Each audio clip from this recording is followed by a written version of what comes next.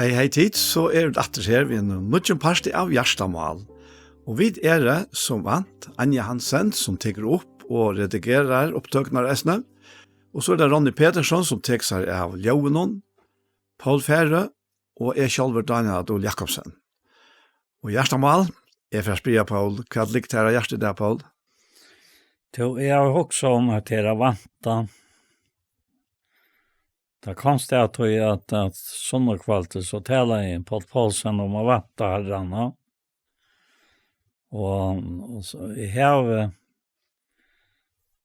vi här några skrifter som till dem så i förra Korinthierbrevet 8. Och jag också om särskilt om att det här tar han säger det här att Han säger vet jag här och i Korint att det touchar gott om ögonen för tickon för den är gott som tecknar given av Kristi Jesus. Att tid i honom är det vår rojk och i ödlon. Alltså i ödlon.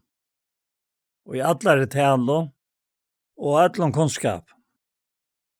Ösne vittnesbörden om Kristus är ju vår stäfester tja tickon. Så tid standa ikke atterlige og i nekrare nøyegave, medan tid vanta åpenbæring kaller okkara Jesu Kristus. Og jeg også om at jeg leste at det smavis av være røyker i ødel, atler til alle og ødlom, og medan vi vanta. Så standa vi ikke atterlige og i nekrare nøyegave, medan vi vant og åpenbæring kaller okkara Jesus Krist. Det må være holdt en standan til. Hvis man også har og syndrom til han. Ja. Og så sier han, hvis vi så hittar at hvis vi så hittar at det er sånn her, ja, det er vant da, som stender i Galatbrevene, at han har, Här säger han till att ja, här är det. Och Galaterbrevet 5:5 att vi trygg väntar vid och i antan hon till som rättvisan ger och om vävn. Alltså det är som vi väntar till att det är bara ett röjdom nu och i tryck, va? Att vi tycker som åren vara fyra röjka till ändaliga. Akkurat, ja. Ja. Alltså det är så otroliga verkor. Att vi tryck vantar vid och i andan hon till som rättsvårdsgäver och om vävn om. Och hittvärt här så standard det inte atterläge näkrar nöjgav medan tid vant åpenbæring kaller okkara Jesus Krist. Og til fire mer akkurat som om at du først du er kjenslen av at det er nesten for godt at være sagt av okkara fataka male. Det er så godt det, altså, som det. Da tar vi og i andan om vanta till som rastvusen ger och på om. Då är vi en gång tillstånd. Helt visst. Alltså det så han också runt här. Ja. Och så också säger om ösne och det är ofta inte med så sustina. Sankren och ett anfall på att man inte är så lätt att få. Det kostar dig och i minne till antans hattarna att öja ett anfall på att man sin skal du øye det, så måste du dodja fra at du verst. Ja. Og elda sjálven, ja. Akkurat, ja. Ja. Og ta først vet her, det kostar tara streimar, sier han, at halka så avdalt, at alle hjertens streimar og i god tid og holdt. Det er som vi nu akkurat sitter og lesa, og som vi skulle ta oss om, Ja, en säger öna för nära att det hade för gott att trycka. Men det är nettopp det att vi andan och väntar vi till som tryggven. Djävulen kommer på. Det är bara i andan. Ja. Det går till ante och det som tillber god, det må tillber antas anlag. Och så tänkte jag på att det är att han har glatt brev så gör det i Filippe brev någon. Där han säger att borgarskapet åker i himlen någon.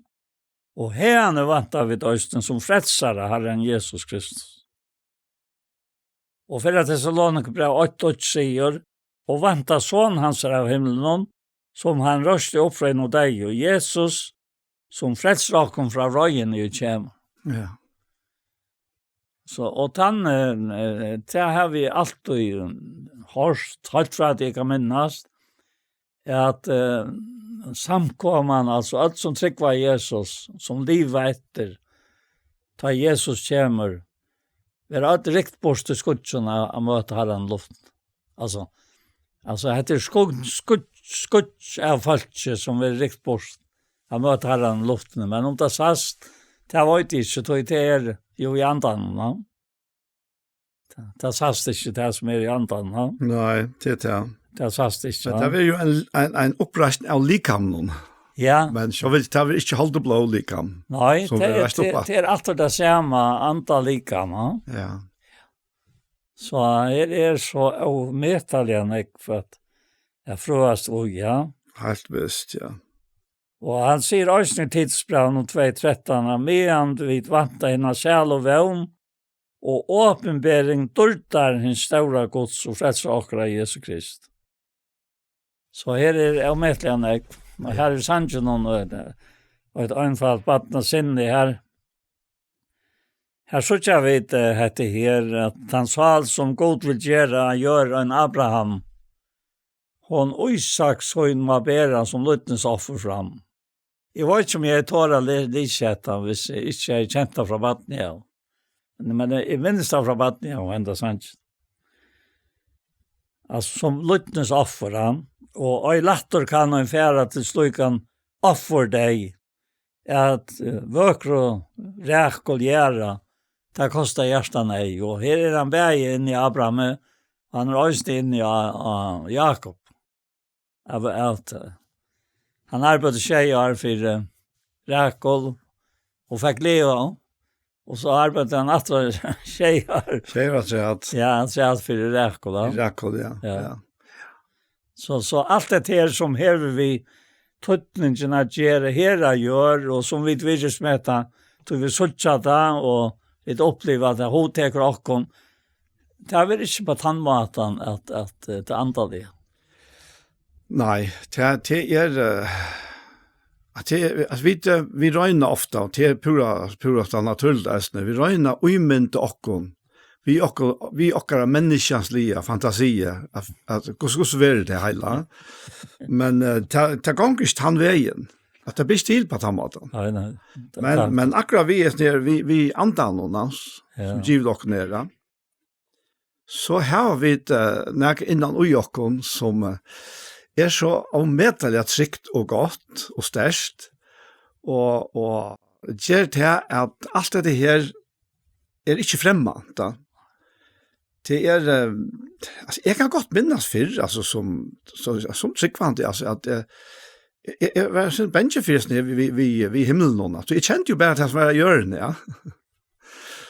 Alltså det är klart alltså vi då att uimynd och att vi en och nu att vara ui enare ärare sfäre eller tillvärre ja.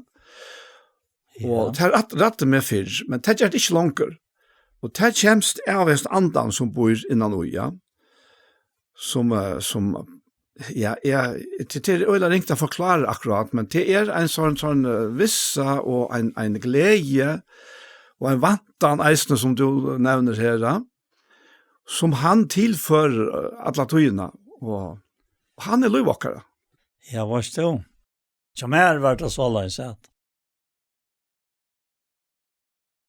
Att nettopp dette her, dette 3 verset og et anfall på den sinne. Her tåser han om at tidses hjärsta brest. Ta hoven festes da, at offra allt det bästa. Vi egna gröva stå. Ja. Og jeg minnes det at jeg fikk hatt av vi da jeg var helt unger. Og tog vi hesne som kommer på et attana. Mer vekt av gleden hevor, og i Herren vøyte mer, som vittnesbord med djevor av offeret noen her. Altså jeg sa fire med det til Abraham, og jeg sa, og Isak kan la alt der noen, og Abraham måtte jo alt fra Isak, men så øyne fire med at jeg skal bere Herren mot egnan likam. Og til at alltså till omöjligt att gröna det ett naturliga hotten någon alltså att offra sin egen son eller offra sig själv. Men alluka väl den här glädjen här mer väkt och glädjen hevor och i Herren ger mer som vittnesbörd med ger offer någon här. Och så för han till Jeremias ska han hejda. Isaias var nevnt evangelisten mellom profeterna. Og Jeremias var nevnt den gråtande profeteren. Altså, han har en forferdelig lagt nå. Ofte og i løyven. Ja, det var hardt løyv. Hardt løyv, va? Så han sier om Jeremias at hvis Jeremias syrte som innestångt og skjelt, og sargen derfra byrte så ljøse og slapp et. Men alt og forar bæra. Han Jakob sier, her vevnar ønklar færa. Her tryggven størverstjer. At det en skaldskapere og en halvt øren høyme. Ja. At det Svie som gjørst hans anke, da? Ja. Så han eiter? Han Emil Gustafsson. Ja, Emil Gustafsson, ja, akkurat, ja. Ja, jeg kjenner vel han sannsyn eisene fra min unge Aron. Ja. Kjenner alt atter som du siterer ur noen. Ja. Jeg tog gjerne grunn i åttene, Ja. men jeg har igjen her inne og her. Jeg så takksammer til han som finnes et inn og her. Tog at det så godt å heve det bort her, ja. Men så var Øystein Gjørskvalt, ja, av bøytøymannen her i Elim. Da kom til fram, ja, Magnus taler om Salm 23. Og vakt i hovedet så kom opp fyrighetsen her, at seieren elsker jeg ikke hyran. Han lustet av vi sier noen som tar det her var kjolver, Jakob og han. Og han sier til at han forklarer om han som alltid ville ha sutt i kjøkken. Og han kunne være så hervelig at vi her som det brint og altså her kroppene, så kunne han lette seg liggen imot og verja fra henne finko til samme som han ville ha. Og så kom han alltid for sånt. Og så skulle han takke med ut igjen. Og han gjør seg sine tankar om disse ærene. Ja, tog ikke bare for jeg får det rett. Og det sa han egen. Mhm. Men så har han noen tankar om å få henne skikka seg vel.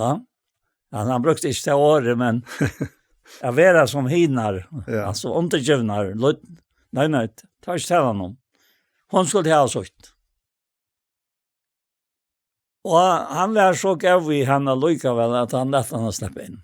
Men han vill så gärna släppa lära henne att vara ordentliga. Så ja, hon har onka rätt fram om hinar.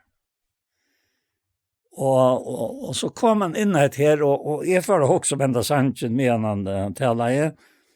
Og jeg sa Aron for meg, som Aron eimjuk takte, ta god så herstans lov. Og en som avur vakte, vær vått i herrans lov.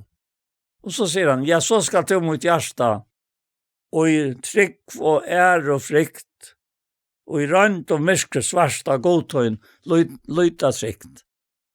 Og han får ta som David. Hver David last at det her? Han last av hessen her, sier noen som har lagt. hvordan kjølsøkjen han var. Og det stender ånka stedet jeg sier en elsker i hyren. Men det var hyren. Så han løg med kultarmøten. Han gjør det, og han gjør det. Stender ånka til jeg sier en gav nækat fyr. Nei, det er sannhet. Jeg takk seg med et eller annet. Det var ordentlig hodtakant. Ja. Det er det man opplever dette her. Og tog for det i skriften her, i det gamle testamentet, og tog sørst, at enda Aaron, som ble så djupt emmjukter, og sinne det ikke honom her, bare fremmet han elta, og så sørst det var fire henne. Og allikevel gjør det han tjenest. Og det beste snakk oi mer, men han sier alt dette her, om meg sjølvan. Ja, du er akkurat som Aaron, du er like perfekt som Aaron. Fra naturen, ja. Men i Kristus er du hatta menneske. Hessen her fullkomne personer som oi nøyene er at han missåneg. Ikke akar herran, men som Aaron eimok takt, ta gods og herstans lov. Og en som av og vakte, vær vårt i herrans lov, ja, så skal du mot hjärsta. Og i trygg og og frykt, og i rønt og myskelsvarsta, av goden lydet seg. Sart han fyrt her. Og hatt det hyren. Ja. Så gav hvor han. Og så vil han hava sånt bøylat et, og sånne mynd fram, og i døy vi okkara. Ja. Og så det bare hetta verset etter, jeg leste bare på den veien. Og i noen sarkar loan, og trånka røntar vi, Guds lyfte, sier spåan, og i skøynen suttje. Tøy skal i hånd og boja, han skafta i næka gjer, når til hans trost så bløya, med sarkar flauen ber. Altså, jeg hadde hatt det så holdt denne standard. Ja, og Victor har tøtt han, Victor har tøtt han, ja. Mest er det tøying, Ja. Ja. Det må man säga. Men han säger här att hin go hyren. Ja. Hin go hyren gever lösut för sejen. Ja. Ja, han säger långt upp i här att Johannes Tudjen välkänt at sannlega sier til han som ikke fer om dittnar sier oss med kluver opp om at han tjauer og rånsmør, men han som fer innom dittnar seihiren.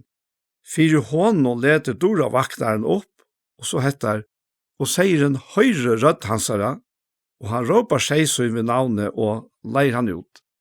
Og det til at seiren kjenner røddena. Ja. Og det ligger så i gosser og i samband her, seieren kanskje ikke akkurat huset av store takksøm, ja.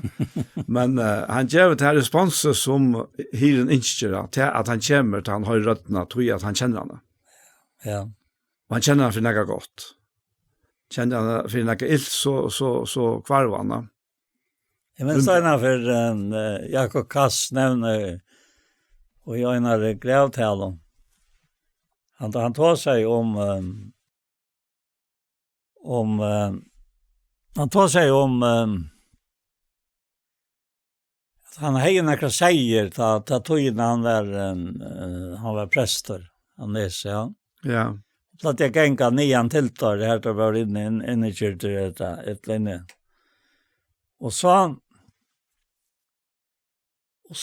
gink og nøkker år, han er nok lettere fra seg, og han var her aløy, så får han en tur av vita. Om seiren måtte kjenne seg etter. Og seiren last akkurat som luft, altså med en jack, og gjør det ikke tesen om at vilja hitje opp et eller annet, som en annen person i foran. Men første og han lät malig høyrast, ta vakna i seiren, kom på en av tila. Jeg kan så ikke. Ja. Och han säger det på en sån hotäkande mata och så gott det är att höra säga det. Att så gott det är att han har vunnit hjärta säger någon alltså. Ja. På den matan att han väntar sig att få på en väg, va? Ja, akkurat. Ja. I statsvek og i 3. kapitlen, her som Jesus sier, en god i hyren, og jeg kjenner min, og jeg kjenner min, en så feiren kjenner meg, og jeg kjenner feiren, og jeg gjør lov mot for seien. Og han sier så, et annet sier, som ikke har hette sier Jose, han skal leie, det er nok åkna, mener vi, åkna hetningere, han skal høyre rødmøyna, og et fylke skal være, og ein hyre. Og tog elskar feiren med, tog jeg gjør lov mot for jeg tager det atter. Ja, det var et annat med att läsa. Ja, här i vers 14, i vers 4, tar han så lätt sig ut att han säger så en gång han undan honom. Och säger den fylger honom till han känner att han säger. Ja. Och det är så akkurat det här att det mynta till allt det är mynta till alla sjövande. Men då är det bara sannläggar som talar om okkara.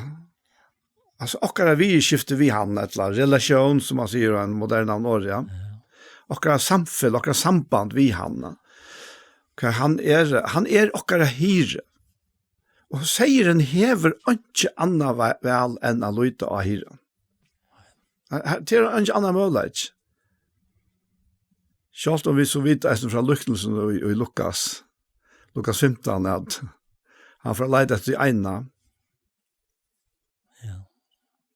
Men i botten og grunn hever seieren ikke annet vel enn at lyta av hyra. Det er eneste trygt. Ja.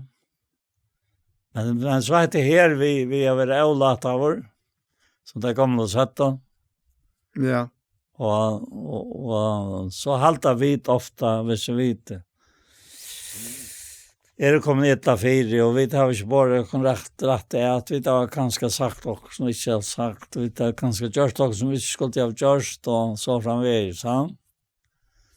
Og kanskje færre ångstans her som vi ikke skulle ha færre, som det stender i tidsene til å lete netter til Victor Danielsen. Jeg minnes det gjør det med så arsk av tog og skriver med det nye, ja. Og det tog inn tar jeg har en tale en ekve med, og kom til trykk var han, 12 år gammal, og så skriver jeg det og setter det opp på kameren sammen, at sier han ikke som det ikke er de har sagt at Jesus kommer, og færre ångkastan som det ikke er de har funnet at Jesus kommer, og gjør ikke som det ikke er de har gjort at Jesus kommer. Og så kom Joshua Paulsen, han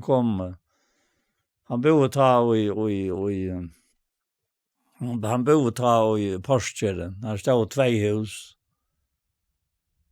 og han nådde han. Og så hendte det at Torrbåtren for og først jeg tror ikke noen alltid det var. Og da vi nettopp var jo i hesten alderen her, født i 38, va? Øyelig trist var det. Mm. Og det er en sånn, laver du han, det mistet han. Og så hei han for kålene skilt et eller annet. Ikke vilja til han vissar til chips eller nekka, tror jeg. Hun ville hava at han skulle være heima med over det. Så helt han var bedre vart og var stå trutja i veri og alt det her. Så ljøs livet i minnen henne. Og til hei han linta seg, så han kjøpte en bil av Toft, en lastbil fra Arnold Davidsen. Og han gømt han inntil han var 18 år. Så skulle han ta hans over. Vill inte stäcka nåren. Det var planen att ta emot honom, det till henne. Så kom han attra tofter och nu är sonen färren och han kommer att spyrja han om han kunde ta bilen natt. Han har betalt han och allt alltså, åren. Og jeg minnes ikke om det, men jeg minnes han fra kammeret som Jeg minnes at han kom opp den første morgenen, og han har lyst seg til her, tidsen ikke har lagt netter. Ja. Så han omtaler det her. Og jeg undres ofte hvor pappa var så god i den mannen, men så fortalte pappa for meg til at han var ved Elsa og i Grønland og maskinen brottene igjen, og måtte sløypas hjem. Ja. Og så för mennene bara hinner skipen, ja. Och han kom och bara i vann och pappa. För jag får årslöna ett vinningen, ja. Inte missa. Och Jasva lade pappa till tryck från Jesus. Ja. Om bara vann. Ja. Ja. Det har fortalte pappa mig. Jasva säger inte om det. Nej. Men man märkte hur Jesus är med av den här Jesus drejande med i en oisare. Mhm. Og hvordan glever han var og Jesus og Kristus og det har gjort så til at han at det viser alltid Josva, han døde så tullig, han døde 75. 75, ja, 75. Ja. Og da var badnaløvner så repte at han minnes det. Og vi forsår å fylke oss til han døg. Og ja, hva vil du i oss her? Jeg vil bare nevne etter her, hvordan tøtninga mye det at vi er ondt til å inne medan vi er bød. Det stender her og i 17. Målsbrev kapitel 3 at du kjenner fra badne av henne høylovskrifter som kunne gjøre det voisan til frels ved trygg var Jesus. Og hva tøtning til hever av å være kjent over skriftene da. Fra badne av. Ja, akkurat, ja. Ja. Du tar gjør dere vois til frels ved trygg var Jesus. Du er et einfalt badne sinne. Det er også lett å få at jeg vet gammel. At det møter at jeg vet badne. Og vi tackar det så løs som Herren vil hava at vi skulle tacka mot ja. Det er jo mye takksam for det. Ja, ja. Men akkurat det her som du tåser om det avskanene. Jeg tykker det er akkurat det som Jesus legger ui etter her. Da han tåser om seien og hyrrene. Og du nevnte Josve her og til avskan, han er dreende med i han heia. Ja. Og det er akkurat dette her som er vi Jesus. Right. Altså hansara nærvære og i okken. Det er det som bare drever okken og drever andre eisene. Ja. Altså vi eier ikke av okken sjølven. Disse dreende makten, altså. Det er helt visst. Det har vi nesten sagt opplevd på egna kropp. Jeg har sagt om til fyrre eisene også. Altså, vi kommer kjenne hele andan og i meg, altså. Så jeg har en sånn provokerende, utan at jeg vil det da, altså, provokerende avvarskan av fotlarmenn. De reagerer, altså, de skulle ordentlig, altså, de lett sett meg nærmest da. Og så hender det her at jeg kjenner bare, altså, at jeg faktisk opplever erfaringene av å bli filtret av hele andan. Og det brøytes fullkomlig. Det blir akkurat øvått. Hva det ble drittende til møyna. Og det er ikke, det er han som er den dreende makten og jokkene, som er den dreende kraften og jokkene. Og det er ikke noe som vi som sålesten kunne råsakne av, vi har arbeidet opp til, eller for kjent dere til det. Det er Guds nøye, åpenbære og jokkene menneskene. Og det er hva sagtens det som vi ønsker at eie middel mennesker. At vi er domlig. At vi dreier til han. At vi har noen vinnende vi åkken som ja, altså, ja, at det er akkurat det her året er mennesken domlige, som man sier her i Ram 14 halvtid. Jeg kan lykke til å lese til her i Ram 14. Her sier han om rydtjegodsa. Han sier til rujegos ikke at et og drekka, nei, det rettvise, frigjør og glede og i hele andan. Han som ui tøy tjener Kristus, taknas gode og menneskedomlig. Og det kan gjøre som man råser seg, men jeg vet av erfaring, jeg kjenner månen her, altså hver og som sier Johanne, at jeg virker provokerende, utan å vilja det. Og så, utan å huske om det, så man dreende, ja. Hva hemmeligheten ut, og det dette her rydgjegods og jokk. Ja, og det fast bare her. Ja, omgår sen. Nei. Det han sier her, medan vi vanta sånn hans av himmelen, som han røste opp fra noen deg, og Jesus, som fredsrock fra røyne kommer. Dette her vanta, det minnes det fra til tøyen, at og en salon vantar Herren Jesus.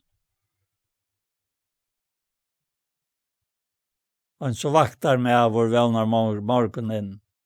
Og tøyer teknisk så inne grøyt at Jesus kommer, og så framvis. At hver åndefullt at medan vid vanta, det helder okkur røyn fra, tøy som til akkurat nevner nu, at Herren slipper fram et, og tøy noe løyve, og brøyter til, så det mestes at en medferd etferd at du har brøyter da.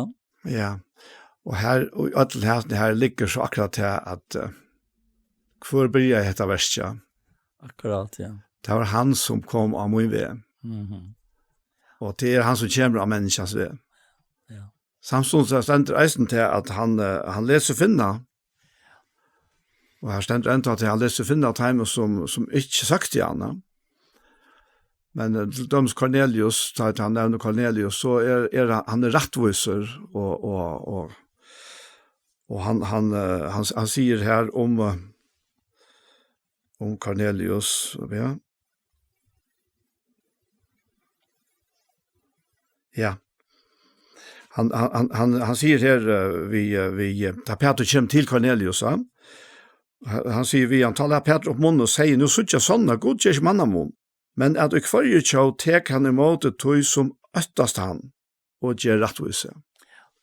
Ja. Og det eneste rettvise vi kunne gjøre, det at tek imot honom som så ikke han og tek imot hans rettvise. Ja, det er eneste andan, ja. Ja.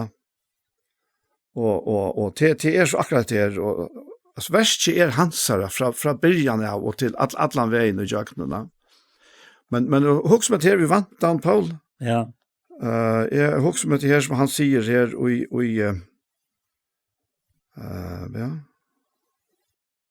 ja, det her som Paulus sier her i Øren Timotheusbrev i 4. kapitlet, han tåser om at nå ligger rettviseskran som til reier.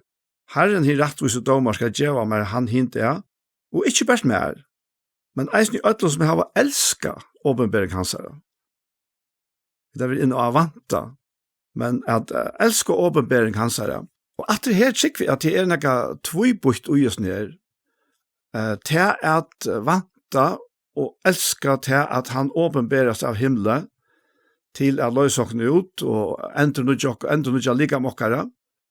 Men eisen er det her daglige vantene, at her var troen etter å få hans åpenberinger, og at livet var i vantan etter at ja, men han gjør meg, altså det og daglig, så gjør han meg til som jeg har bruk for, ja. Og at han leser jo åpenberinger, han gjør noe nytt, alle samlet tøyene. Det er bare nytt. Det er bare nytt. Ja, bare nytt, ja. Det han sier om Abraham og Hebrevet 11:12 at han vanta i stegen. Ja. Og jeg var fast en grunnvød, og hver byggmøster skaper jo god. Så det er helt en standande. Hvis vi også om det her. Og da at det stender om han at vi tryggver en utlendingur, vers 9. Og i landet lyftesins, og en så fremmande land, og bo i kjaltum i Isak og Jakob, samarvingon en sama lyftes. Tøy han vanta i stegen, og jeg var fast en grunnvød, og hver byggmøster skapar jo godt. Hatta vi en sånn fast en grunnvød. Ja. Det kan bara ha fastan grundval hvis det I andan. Ja. Många säger andan vill alltså outtörsliga. Men det är ena så trycka vid öja. Det är god åkare. Det är akkurat det. Ja. Jag vill säga akkurat över till det mest uttouchliga som vi där. Akkurat, ja. Ja. Vi kommer samman, vi kommer här räckliga förra vecka och så skiljas vi attera. Men han är alltid I tjåkon. Han är alltid närvarande. Han ska närvara kvar omgående frågor. Peter kommer så I sin något annat här I förra Pestbröv, I 17 Pestbröv. Tror jag 12, va? Det sänder om Abraham, tog han vanta I stegen som var fastan grundval. Men här säger han Peter att med han tid vanta och skonta under kom och godsdags som ska göra himlarna lösa sånt rejält och fromävne, brana och brännande hit. Och så säger han i 13, men vi vanta efter lyft I herrans, eller hans har nutjar himlar och nutjar gör, här rättvis och bor, och ta I tid nu älskar av månne vanta hetta, så lär det kan öjna vi att finnas lojtales och avlastande för I honom och I fri. Ja.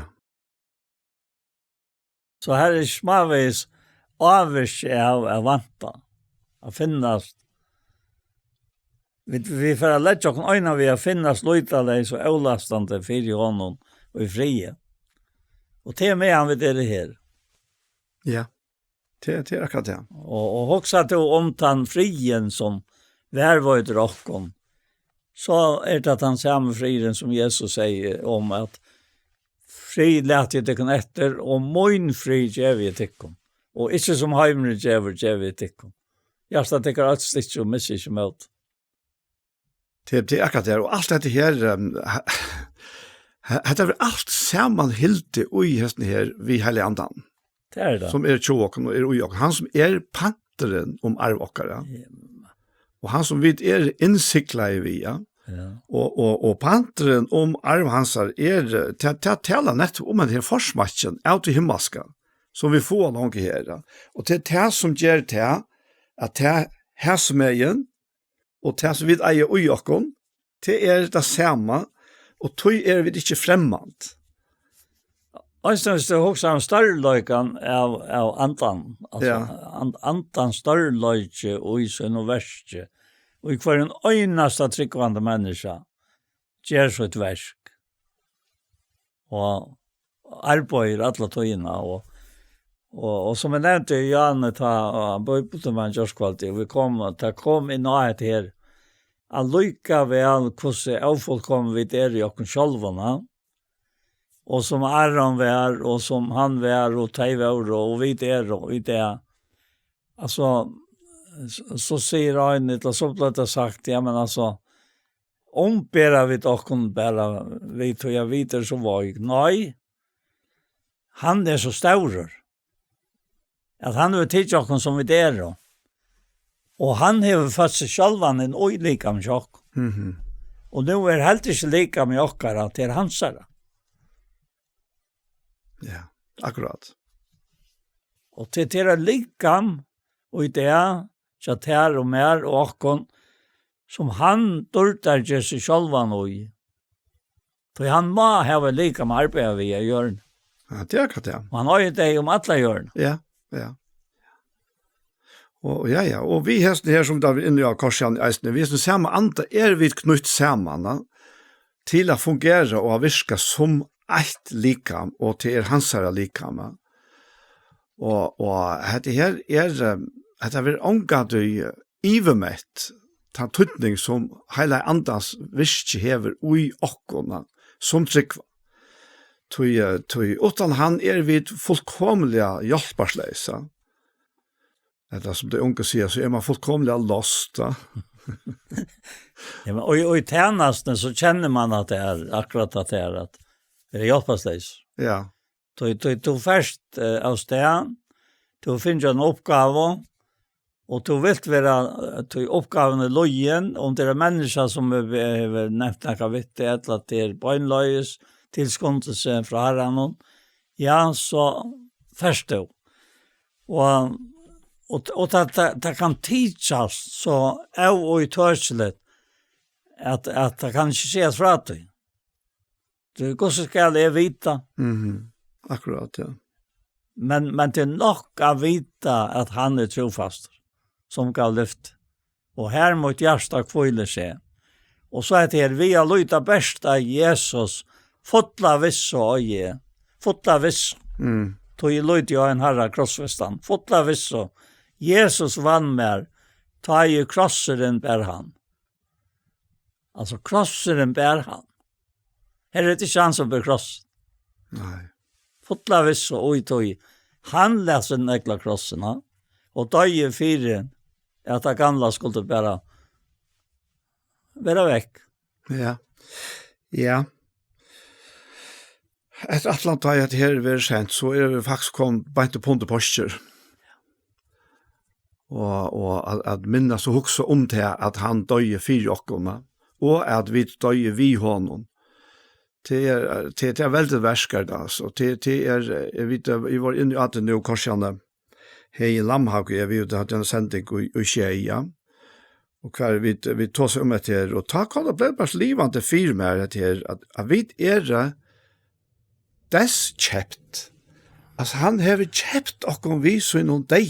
Ja. Och vi så någon dag har han faktiskt utlöst och avlöst okkara dag. Han dag som vi skulle faktiskt lia. Det är att han blev skilter från färgsönerna. Ta en röp till här kross någon god med kvärst och färn fram med det. Det var ju okkara rop. Det var väckna okkon han röpte det. Och det är ju faktiskt han verklig dejen. Det är en skillnad mellan god och människa. Och han tog det. Ja. Han tog det för att vi alltså omgått i över skulle ha för nejen att ropa av god med kvö först och fram med det. Ja, helt är det störst. Det är så störst att man får inte ha sett årrada. Tyvärr är faktiskt han att ta och han ropar att det är rop här. Han är i tillstånd och till stöven här. Ta fer han faktiskt i jöknen helvetesdom för oss. Och tog är människa utlösta. Och vi att koppla ui här till här värsta. Vi tryck och allit och hanna. Så utlöses allt det här Guds rike i oss. Det som var domsrike och fortäpning och allt det. Det kvarver ur okkara innare människa. Det har ikke heim her. Nei, det har ikke heim her. Tog at han har tids det. Det har ikke heim her. Og det ondre som hendte da han kom av byggvå i okken, vi andanna. Ja. Så vet vi til at ikke menneskeligt kan hjelpe. Du kan ikke hjelpe på neka vi tog noen mening eller tog noen du kanskje føler at dette er for godt, som vi sier, ja, for godt å trykke. Jeg må hjelpe til. Men vi skulle ikke hjelpe til. Nei. Det verste som god vil ha gjort troarverk. Ja. Troarverk. Og bære til. Og ikke annet. Og ikke annet, nei. Det er akkurat det. Det er han. Altså, den nødde skapningen som du nevnte, Ja. han skapter til at livet av trygg. Er det sant? Ja. Og 16 undan tog, så er han ikke tokka til. Det er verst, å se sånt. Ja. Her spyr jeg Jesus her i Johannes 6. Ja. Og han har metta disse flere tusen menneskene, ja. Og tar av atle, just handel kong, men han slipper seg fra dem. Så sier at vi han at ta søtta vi han, hva skulle vi gjøre for at vi kunne ut inna verskots? Og det er akkurat spørningen til alle mennesker. Hva skulle vi gjøre for at vi kunne ut inna verskots? Jesus sværa i taimon. Hette er verskots. at tid trygg for at han og han har sendt. Og så sier han ikke mer om det. Og så klart og tydelig det. Vi spør hva skal jeg gjøre for at jeg kan gjøre Guds versk. Og han svarer bare at dette er versk Guds, at vi trygg for han. Og det får ikke være mer einfalt, og faktisk tror jeg helt ikke, det får ikke være bedre enn det samme, jeg tror det er så einfalt da. At alle mennesker er inkluderet i etter. Altså, ønsken er sett utenfor. Alt som vil eie at det er samme. Jesus kom for at gjøre dette her verset faktisk for alle mann og attene. Men det blir personligt og til løte vidsette og alle av ham. Ta hente det her sammenkoblingen vi at han tenker bygg på jokken. Og Ante han sier, ja, jeg vet ikke hva jeg sier det på den måten, men at Ante han sier, jeg vil tenke okker likam, det kan han som så ikke, men at vi bjør det fremme. At vi bjør okker egna likam fram til at være hans her likam. Altså han var så vet at det ikke at det er tempelaliant. Ja. Det er husgods. Ja. Vet at det er ikke korrekt. Det er dårskjøpt. Er det tog god og likam tykkere. Så det er enten av satta kapitlet for Grintbrev, ja. Ja. Og bare hoksanen om at det er hva han sier her vi og Paulus. Han fer åpenberingarna fra Herren bøgnløs, og fer ber der fram, og det kommer ikke fram for en ta. Da evangeliet kommer ut til øytningarna. Og til det er helt en standard. Jeg kunne være en som tror av Jesus. At jeg har etgang til alt det rydgjødom som er i hånden i trunnet, ja. Og ikke at hoksa om til at jeg kan legge nekka tre. Nei. Det kan jeg ikke.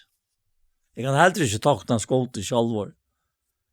Det er han som, og i mer, er touchen. Ja. God, ja. Det er akkurat det.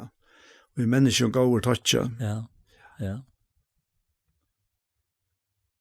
Det tar viser for meg som at det her som vi sånn kom for, at legge ut av her. Høgge av hva forer til her. Legge ut av Guds nøye her. Og ikke der fattes det. Det viser for meg som at jeg slipper av i til at er det godt når om nok at ikke fattes. Ikke fattes. Det fattes ikke. Og det er en sort underverk og i ødelnes nære at det er jeg sier for meg at du stender bare pura spyrjande og sier Herre, hvert vil du, Herre? Og bøyna ved som du kommer ned og at det støye, da du kan si av igjen, Herre, ja, hvert så er han her og løyer, det er akkurat som han vil. Akkurat som vi sånn tror ikke. Ja. Herre, nere i mån, mer fattas ikke. Han leter med litt av grunnen ønsken. Han løyer med av kultavet. Han lukker så allmøyene. Og han gjør det for navnsens skuld. Og om jeg så skal genge ut alle det av skukkans, at det er ikke helt. Du er vimmer, kjepper tøyen og staver tøyen, tar rukka med. Og så er det ikke utan godt og nøye skal fylle meg at det er livet. Skal bygge vi hus her, så at det er. Du ser jo fra Hasselljøst noen her, Paul. Ja. Så er det taggande Sanje som du citerer i her. Ja. Det kostar deg ei minne, ja. Det kostar deg, ja. Ja, men til et øyelig rydgjødømme. Ja. Altså vi får, ja. Hatt det rydgjødømme. Ja. Ja. Og til å si at kostnaden tar man man kan si at man kommer i rommet, altså, jeg tenker ikke på at det himmelske endelig, men altså, her av hjørnet kom i at det her, ja. Han det her dejan som han tåsar om her, ja, men altså, så er det andre kostnader. Nei. Så er det, altså, hva er det andre kostnader å lukke vel, da? Tog at slippe faktisk vi alt her fallene i seg selv, synda lika som han nevnte Rombraunen. Ja, men er det ikke godt? det ikke valgsiktene? Øysen er det her som er ofte lei mest til vi meg selv om før. At det behar en hjelpa med alt. Ja, ja. Og alla tøyene har vært det dreier seg som med. Men det dreier seg som med til han som gjør verset. Ja. Oi og vi mer.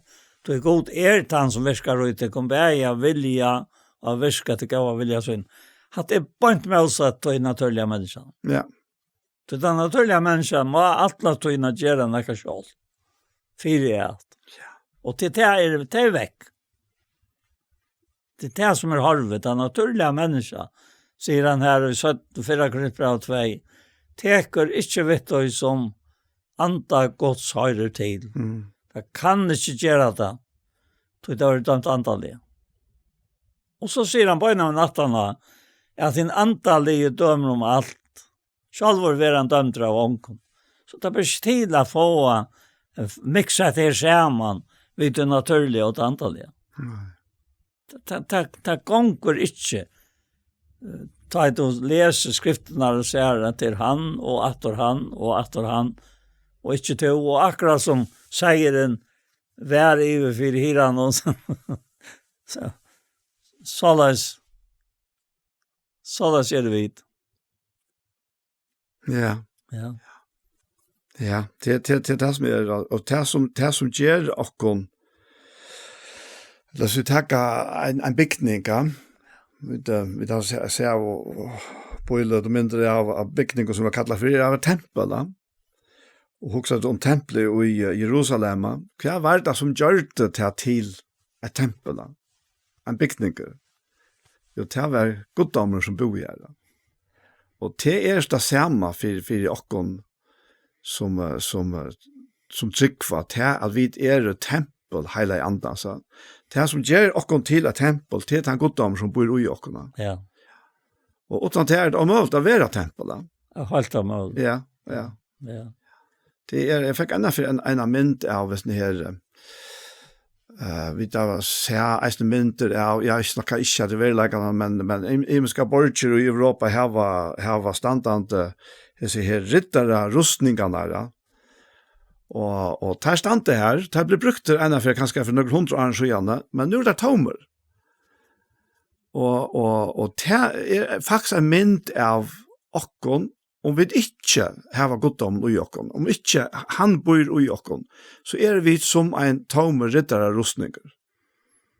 Og han kan ikke bruke til noe. Men da han bor i, så er det en fytling i noen som gjør til at man er virksommere. Akkurat. En annen har brukt disse myndene av en hanska. En hanske i seg selv, han er ikke verdt, han kan ikke bruke til noe. For hånden er i hanskene. Og hansken er blevet ett ved håndene. Er det ikke han sier at han bor ikke i tempelen og gjør det ved hånden? Jo. Ja. Er det ikke apostelen sånn? Jo, det sier ikke han alltid her, som han tog seg i Athena. Ja. Vil du lese det? Ja, vil du finne det? Jeg hadde det understrykket, så jeg møtte jeg vel akkurat det her som vi nå er inne, ja. Ja. Akkurat det her, ja. At han bor ikke i tog som gjørst. Ja. Ja. Han er her i Athena. Medan Paulus da boja i etterteimen i Aten, her mest antiansar ujon, og han sa at bojen var fotler av godon. Han taler til synagogen av jødene, og tar som durska god, og at tar sin kvante av et teis man hitte.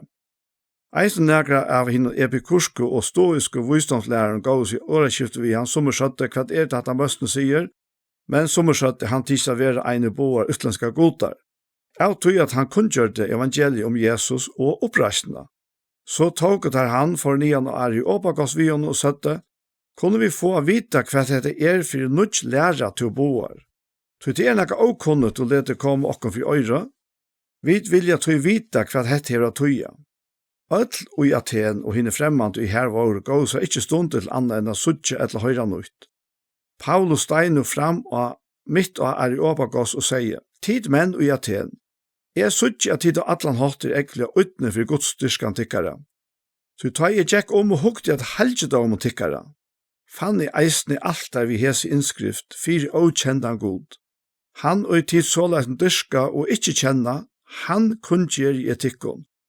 God som hev gjørst heimen og alt som hånden ui, han og herre himmels og gjerrar, og så kommer det til her, bor ikkje ui templen som gjørt vi hånden.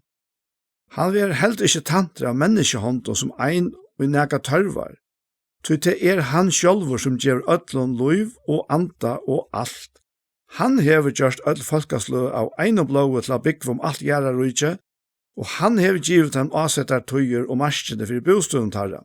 Fire at de skulle søtja god, de tog kunne kjenne og finne han, tog at han ikkje lengt fra nøkron av okkon, tog ui hånden liva, rørast og vid som eisne nøkra tykkara, og skulden tykkara har sagt vid jo eisne at hansara.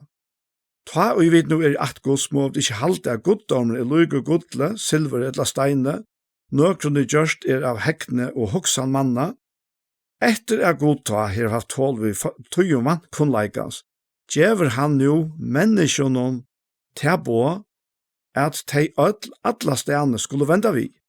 Ty han hever avsett det at han skal døma gjøre rydde ved rettvise, vi mannen som han sett til det, og heter han prekk for ødlån, vi at reise han opp fra henne og deg. Ja, det hatt ikke noe mye? Jo, hatt jeg til. Altså at det er så sier man bønt hatt. Ja. Og vi gløyer alltid ut i at vi talte av vi skulle. Ja. Og gløyer at det bare han. Ja. Og ingen annar, altså. Som om han har bruk for nøkron. Ja. Han som kommer vi ødlån. Som han sier her, ja. Så I grunden til fralse som vi ikke kjøpt til, altså til fralse hever Kristus kjøpt okken frugjere. Og han ber okken om ikke at det var lagt under traldomsåk. At det grunden til traldomsåk. At vi må innom alle tøyene skal blanda meg på I. Akkurat, ja. Jeg har ikke blanda meg på I. Så han ui mer og sørger for det at om som man sier det, det som jeg gjør det. Ja, nettopp. Ja. Det det som Til tøyen at legge dent om at livet etter andan. Ja. Tøy, vi her enn av hjørne, og vi ber at her nødja andans liv innan ui okkom. Men det ikke automatikker på tammatan, at hvis vi ikke vilja leta gjøre okken iver til hansara, og til dette her liv her, så virker det ikke. Det så einfalt som det og tøy sånn om at han leder ikke standa ikke sleis etter helter, tøy at ta vi faktisk koma av bildslangt vi han, og vi harmonerer vi til som han ui okkom. Ja, men ta det hansara utstråling, hansara virksomhet som går ut fra okkona. Men det det her til at gjøre seg iver til hetta løyve. Så at han slipper fram med at gjøre løyve, ja. Det ikke automatikkeren ute på tammatan at vi og allikevel så det en fullkommen kvilla. Men det spørninger om okra vilja. Hva det vi vilja? Vilja vi okra egna, eller vilja vi hansara? Det har blivit spørninger til åkken alt, ja. Ja, men også i Apostelsønne 4 her som han sier til at han støyneren, og I vreka av hver av tikkon som bygde, men som våren hattstøyner. Og frels ikke nøkron øron, heller ikke nek annan navn under himle, givet med mennesker som vi skulle være frelst vid. Og så stender neka. Ta etter sjau hos I horester Peter og Johannes Vauro, og dotta suttja tar vår aularter og løyker menn, undravstøyr, tar kjente der etter at du vil ved Jesus. Og vi til at sjau mannen og grøtte vær standa tjatøym om finket har ikke sagt dem ut. Ta bau tar færre ut fra ranen, så raførde tar seg kvar vi annan og søtt og har kvartersia. Hva skulle vi gjøre av hese menn? Då jag skilde i techen gjørt vid tøymon, jo ötlun åpenbærst som i Jerusalem bygva, og det kunne vi ikke nok. Men for at det ikke skal brøye seg mer i utmynte folket, så lette jeg oss strengt i høttatøyr, ikke atra tala til neka menneska og i Jesu navn. Så røpte dere inn og forboet tøymon, halt at tala etter lære navnet Jesar. Men Peter og Johannes svær av tøymon, dømer sjálfur om til ratt, for god til å loja tikkun mer enn god. Vi kunne ikke ta vera tala om det, som vi da sier og hørst. Og så hørte det mer, men det gjør det unga mål. Og nettopp at det uttrykk her, løyker og avlærte menn. Jeg minnes ganske ofte at jeg forstår meg for å være til. Men så gjerne at det her ble pura grøtt for meg. At det Guds vursdamer, sier han i en sanje, Jesus måin. Det Jesus. Og så sier han, let verena så heva så inn. Eller let verena så heva så inn. Oi heimsens vis og frelsa til, og helter høyt å frelsa med. Her en vursdamer, men til to som omsider han. Til Herren som omsider han ut her. Akkurat, ja. Han vursdamer, ja. Tog han jobb sier det så tydelig av i 80, at öttast Herren vursdam, og skutja hitt ytla vid.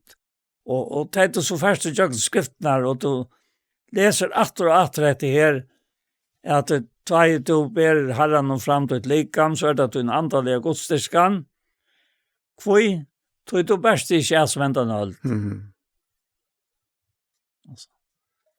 Det svære.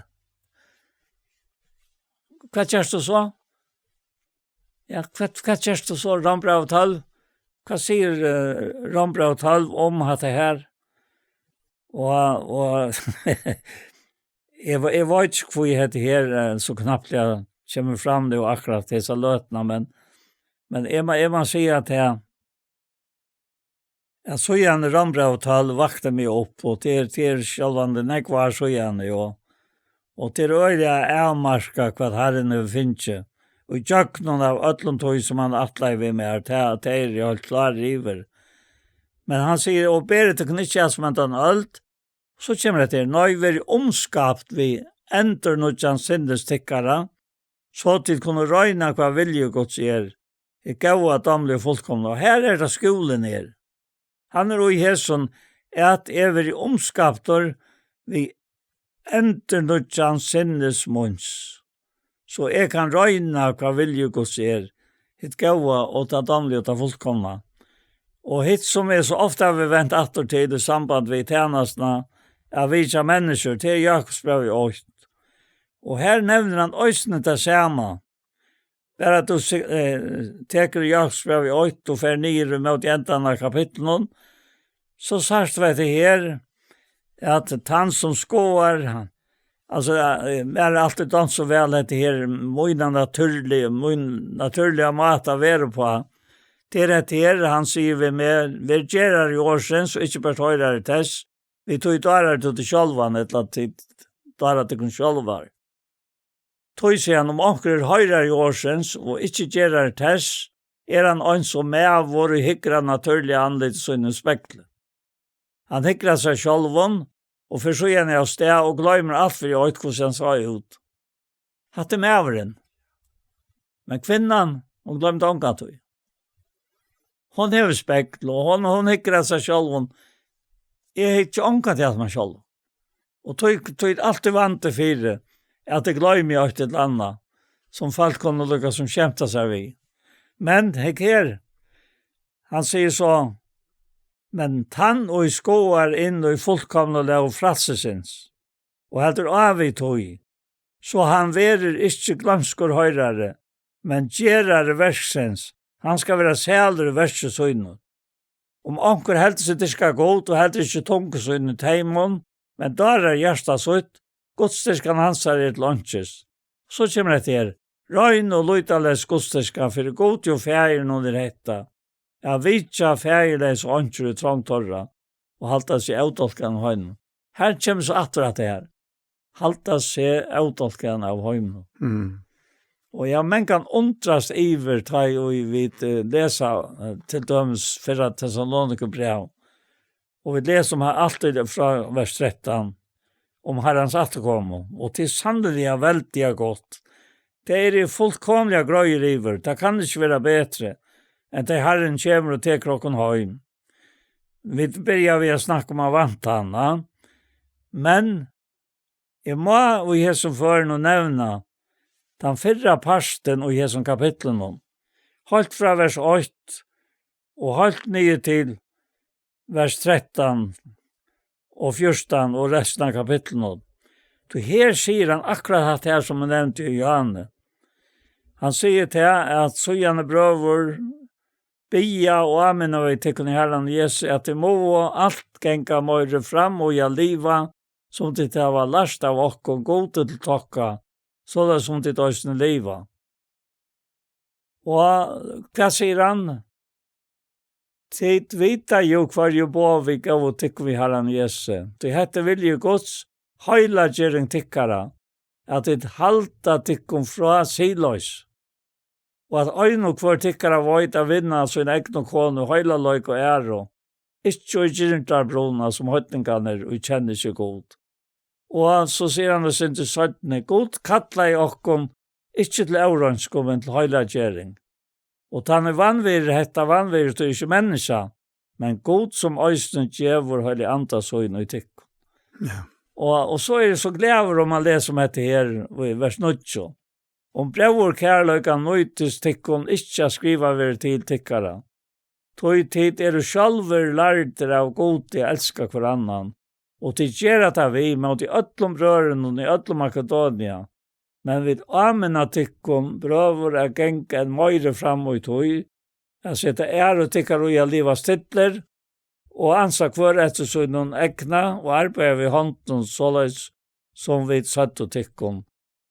Så til kunne vise tøymon i utanfor Jerusalem appor og ankan tronja. Og så kommer han til hit at vi vet ikke vi vil ikke til skulle være avvitande om hvordan vi tøym som savna Ja. Jeg alltid etter så så områdende at dette er sjølvant til måine lese til. Jeg kan ikke lese til såleis til og si at det såleis skal til være. Det er en personlig rønt vi tar hvor skjer. Alle menn, tryggvande menn, at liv har han lære. Og omkant og for det om det etnast, at liv har han lære. Då var vi stolter av det. Til en helt andre personer som fær okkona liva rett og Jesu heim. Akkurat. Og det er det som trøstar alt du med deg også om det. Og i tjenest er det såleis at det er så ofta man er og samtaler vi, men som har opplevd sin avfullkomleika og har sånn økene. Og til så øyelig områdende ta at lære å være nøyryker og miskonsamer og møter tøymon som har opplevd det. Akkurat, ja. Helt øyelig tøytiga mykje. Og jeg trykker ikke at jeg har kunnet det. Hvis jeg ikke selv har opplevd Herren av arbeid med så vel som han har gjort og forsøkt noe mot lov. Nå tås jeg ikke om dette her som vi tatt være først av. Slett ikke. Men jeg tås om dette her til ondre som det er til du gjever Herren og til lika og leter han øye det at han nøyte det. Ja. Han nøyte det fullt ut at øye det og at få sånn vilja framtan og i jøgnen til løyve som det heter lika med øyre gjør at leva. Så ser Herren tala til møyen om at det er at skal det være varvøyter i tjenestene som har så sjølvor akta etter sjølvun, sier han ved Timotheus, gjerst tøv og til, du tar du til gjerst, skal du frelsa bæri til sjølvan og til som høyrer til. At det er en så utrolig at du er bare sannløk, og det er personlig sannløk, Ja.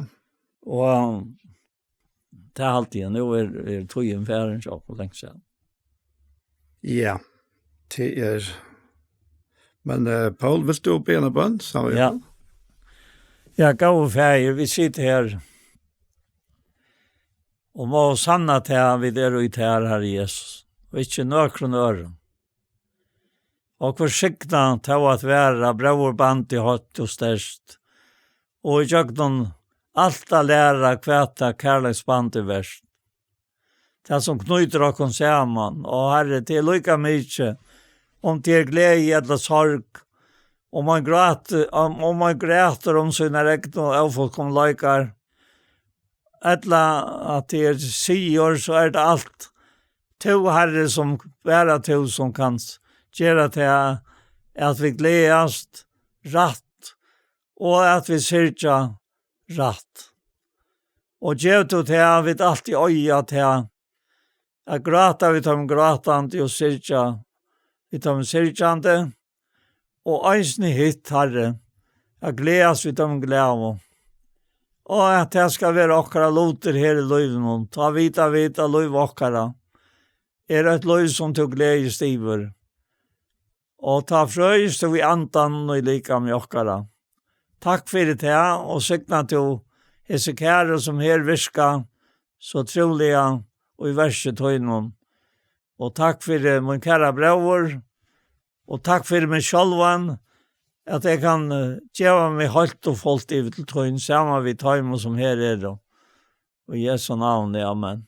Amen. Så var hesen parsten av Gjerstamal komna enda, og vi færre at takka for okkon, og vi Anja Hansen som teker opp og redigerer, Ronny Pettersson som teker seg av til som jeg vil gjøre, Paul Fære og jeg selv Daniel Adol Jakobsen. Tusen takk for hesfer. Og la meg en forlegge at parster av Gjerstamal som har vært, det kan du finne av YouTube, Iktus Sjånvarsp og Gjerstamal, så det går lei. Og hesten her parster, han får eisne komme, han kommer eisne å være lagt ut av YouTube, og han kommer eisne å være senter av Tjei Kristelig Kringvarsp. Så en for tusen takk for hesfer.